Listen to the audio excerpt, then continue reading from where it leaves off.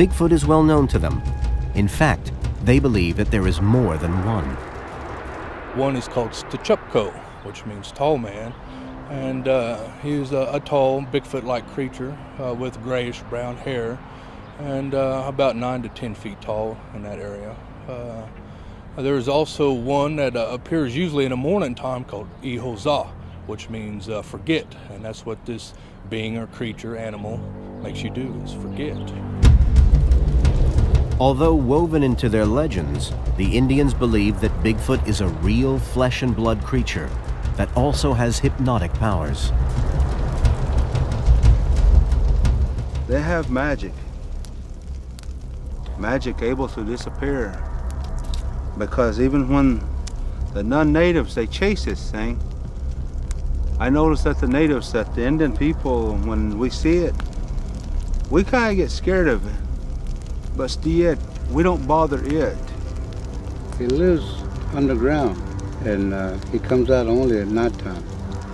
He doesn't. If people, put a light on them, they'll disappear in the woods. They even had helicopters, to look for it. They never did find it. And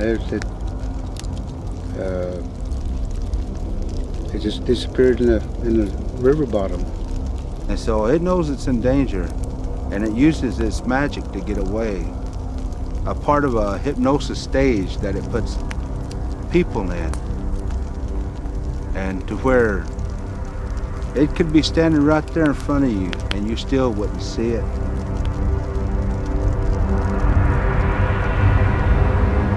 Tim claims to have first seen Bigfoot while out fishing in this area as a child.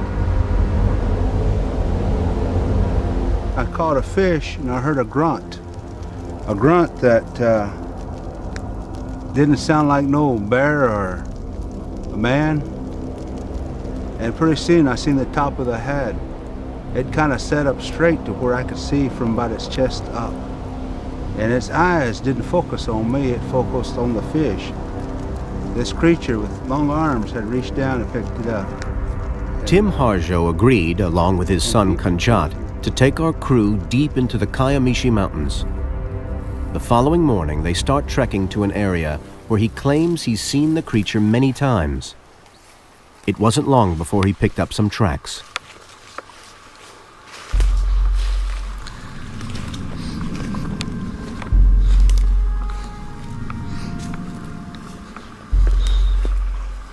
This is what I look for. Look at mine. Right here. Okay, here. Sometimes I see. Whatever it is. Something big goes through there. And it goes down to the bottom. There's a trail.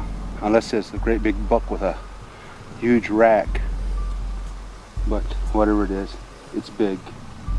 And if it's the creature we're looking for, he's around. We just gotta find out where. Along the edge, there are some big boulders. It's like where one would take shelter, but there's no sign of one that would look like that has been shelter in there. Falling in and out. But let's journey on, see what we can find.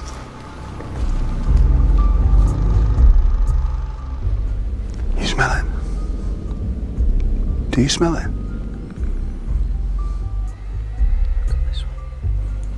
You sure? Stink. Introducing Filled, a new, better way to get gas for your car. Just use the app. Stay put.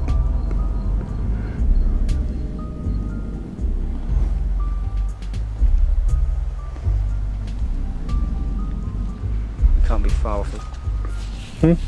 Can't be far off the top of the hill. No, I ain't gonna say, but that opening right there, let me see what's there. The one going up over the top. Not over that right there, it's right there. There's a, see that thing moving?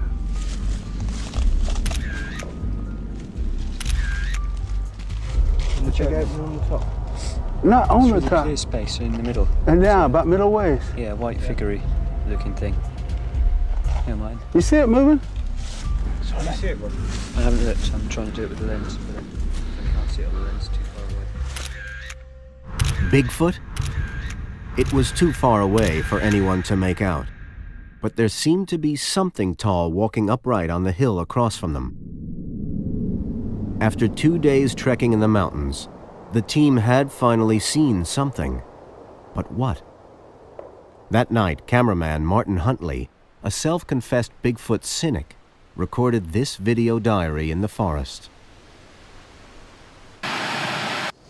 Rob, the other cameraman, and myself trekked up the hill with Tim and Kumcha, his son, and Martin, the sound recordist. And we got about halfway up, and first of all, Rob smelt the smell, which was, he said, smelled like a wet deer.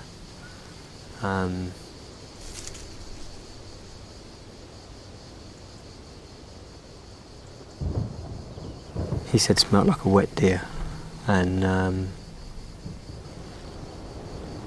going to pick up on this again.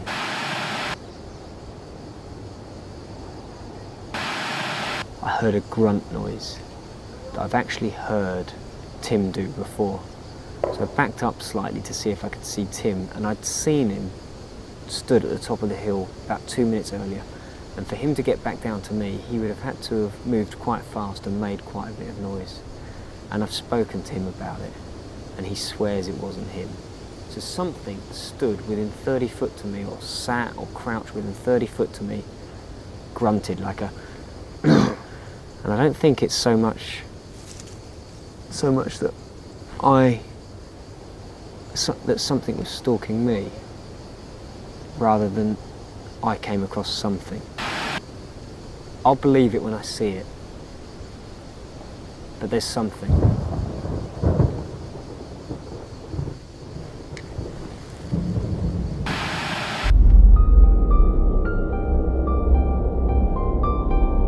Is Bigfoot really out here in Oklahoma? Does it really exist, hiding in these forests? The scientists say it's impossible. It's just an urban legend or a hoax. But for those who claim to have seen the creature, whatever it is, it's all too real. And as long as there are still sightings reported, the mystery of Bigfootville will continue. There's still things that we haven't found yet and can't explain. And when somebody says something now, I listen a little harder what they're saying than what I used to. You know, it was bull. But at one point it was just bull, and I looked away and walked away. But now I listen. There might be something there. We want hard evidence. All of us do, to really truly believe in something. But I do believe these people we've talked with know in their hearts they've seen something. For me, though, I want to see it. Well, the challenge I would level at the cryptozoologists who believe in this is that they bring to a laboratory, a DNA laboratory, a bone, a tooth, some hair with follicles, some feces, subject it to DNA analysis, and see if one comes up with something that is unexplainable. It's going to take a body, period. That's it. You're going to be able to come up with all the DNA evidence from whatever, but until somebody drags a body in and says, bang, here it is, there's going to be the doubters. This tall man that everybody looks for, he was here, and so was I.